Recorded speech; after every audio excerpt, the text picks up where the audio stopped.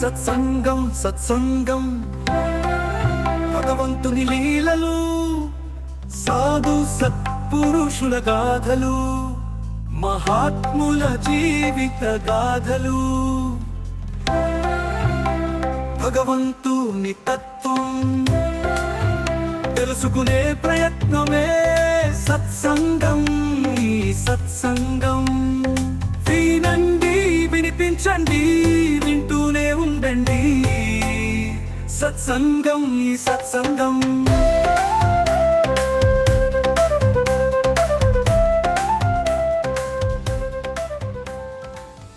అతిథి భిక్ష ఫలితం.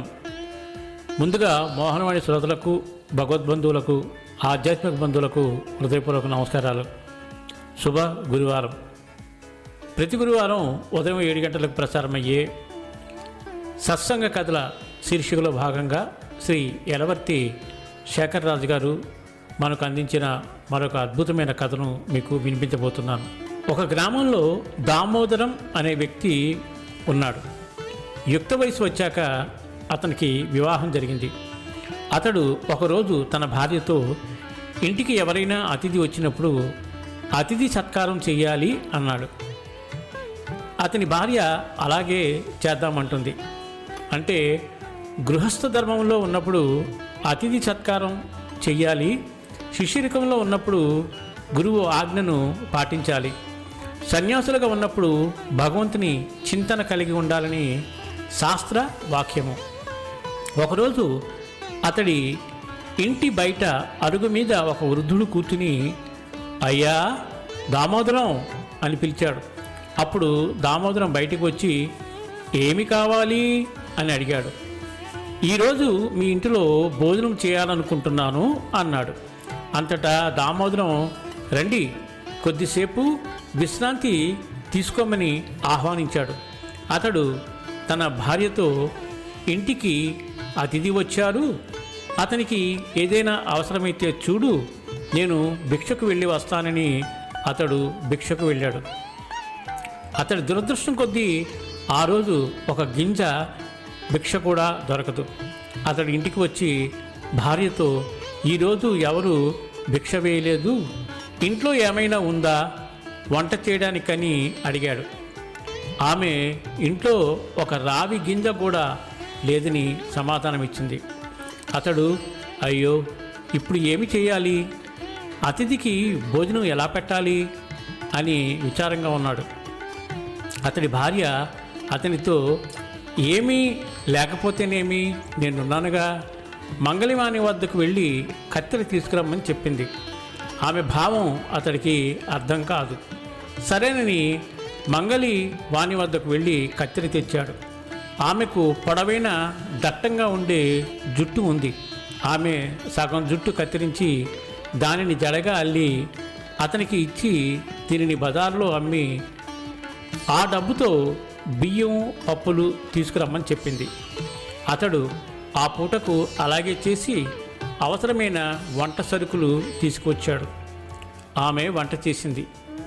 చేసినదంతా అతడికే సరిపోయింది. అతడు నాకు భుక్తాయసంగా ఉంది, కొంతసేపు విశ్రాంతి తీసుకుంటానని పడుకున్నాడు. సాయంత్రం సమయం అవుతోంది.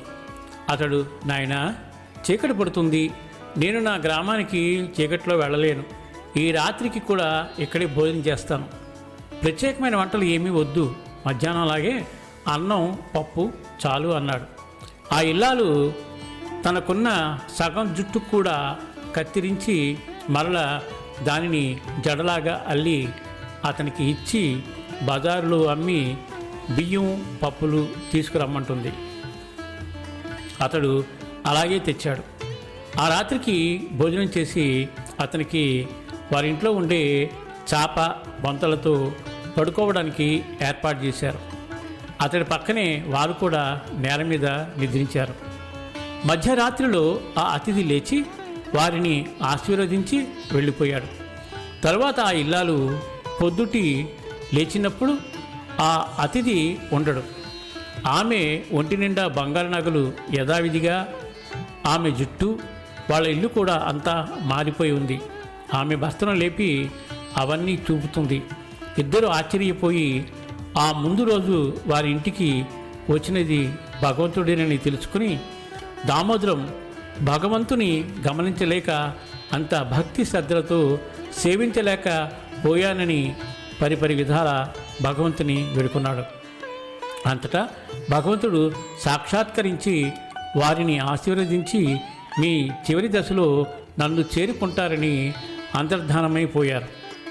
మనం ఇప్పుడు గృహస్థ ధర్మంలో ఉన్నాం కాబట్టి ఇంటికి ఎవరైనా వచ్చి భవతీ భిక్షాందేహి అన్నప్పుడు అటు వెళ్ళండి, పోయిరండి, పనుల్లో ఉన్నామని చెప్పకుండా మన ఇంట్లో ఉన్న దానిలోనే ఏదో కొంచెం వాళ్లకు ఇచ్చే అలవాటు చేసుకుందాం. బాబాగారు కూడా ఎవరైనా వచ్చి అడిగినప్పుడు ఇంట్లో ఏమీ లేకపోతే బెల్లం ముక్కైనా ఇచ్చి పంపాలని చెప్పేవారు. మనమందరం దీనిని అలవాటు చేసుకునే ప్రయత్నం చేద్దాం. చాలా అద్భుతమైన విషయం. అందరం కూడా ఈ విషయాన్ని అవగాహన చేసుకుని ఆచరించే ప్రయత్నం చేద్దాం. ఈ కథను 10 మందికి చేరవేస్తారని, వారికి కూడా వినే భాగ్యాన్ని కల్పిస్తారని మనస్ఫూర్తిగా కోరుకుంటూ సర్వేజన సుఖినో భవంతు, లోకా సమస్త సుఖినో భవంతు. ధన్యవాదాలు. స్వస్తి. అనగా అనగా అనగనగా మీ మోహనవాణిలో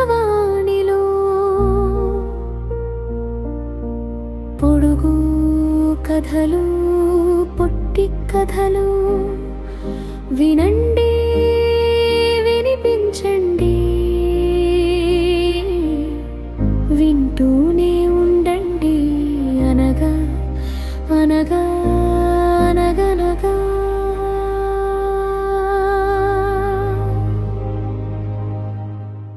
తిరుమల వైభవం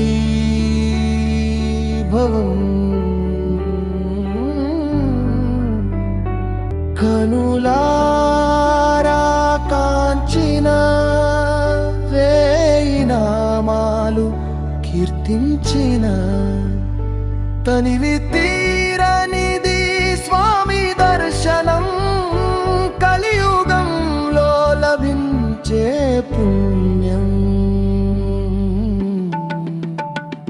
తిరుమల వైభవం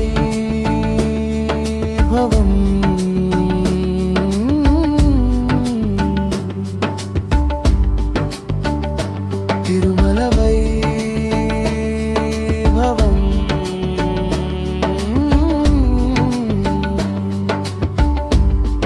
వినండి, వినిపించండి, వింటూనే ఉండండి, మీ మనసు దోచే మోహనవాణిలో. వినండి, వినిపించండి, వింటూనే ఉండండి, మీ మనసు దోచే మోహనవాణిలో. తిరుమల వైభవం.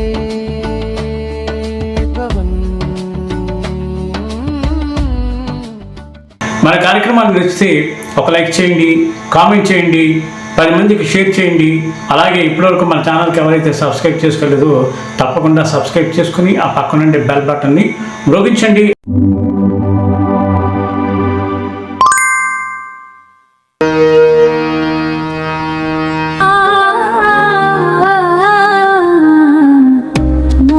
మోహనవాణి మదిని దోచే